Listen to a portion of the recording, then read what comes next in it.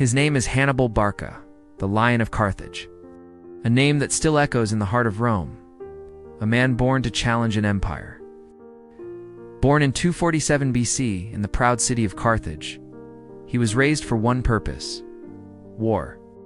His father, the great general Hamilcar Barca, made him swear a sacred oath as a child: "I will never be a friend to Rome."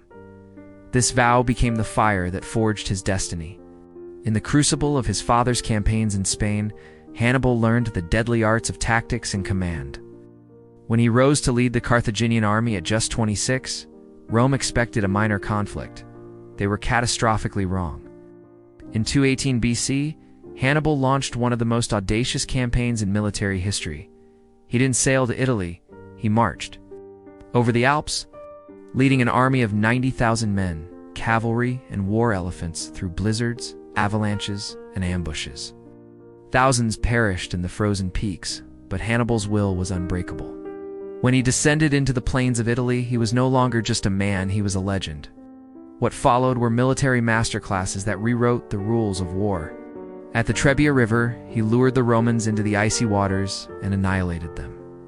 At Lake Trasimene, he executed one of history's largest ambushes, slaughtering tens of thousands.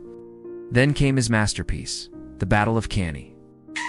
Facing a Roman army twice the size of his own, Hannibal performed a maneuver so perfect it is still studied by generals today: the double envelopment.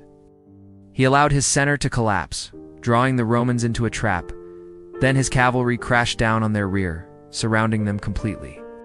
By sunset, over 50,000 Romans lay dead. It was the darkest day in Rome's history.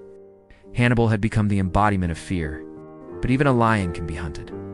Despite his unbroken string of victories, Carthage failed to send the support he desperately needed. Rome, resilient and resourceful, adapted.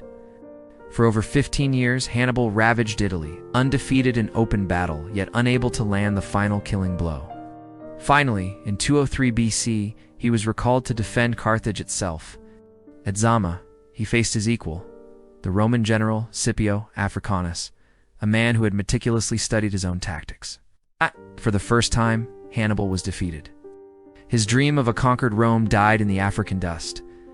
Exiled and hunted, Hannibal spent his final years as a wanderer, his brilliant mind still a threat to Rome. When his enemies finally closed in, he chose his own end, drinking poison rather than suffering the humiliation of capture.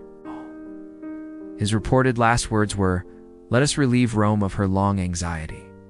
Hannibal Barca was gone, but his legend was eternal.